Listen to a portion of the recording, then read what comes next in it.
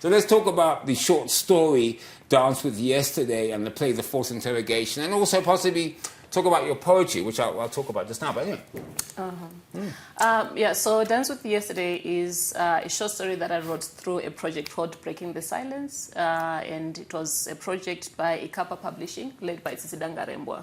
So we went through a workshop where we learned how to write short stories, but also how to write short stories based on real-life people's experiences, and how do you treat a real person's story as you fictionalize it, and how do you make sure that you protect them, you keep them safe, whilst you're also highlighting what they have experienced.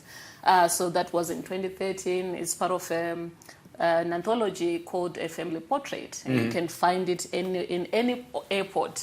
Oh, right. Any airport. Yes. Quick plug there. Any airport you can find it. Yeah, go on.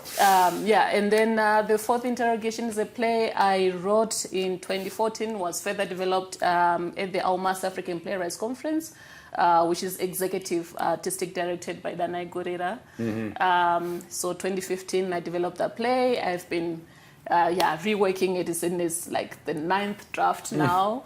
You have to keep reworking and reworking it. Yeah, well, I'm actually now talking to myself and saying that's enough, because there's a time where you actually have to let go and say, okay, the work is done. Otherwise, you can keep changing it. Yeah, you can keep changing. You're like, oh yeah, but that part I could change and make it better. Konapo, Ipapo pa ZTN Prime, DSTV channel 294, the place to be.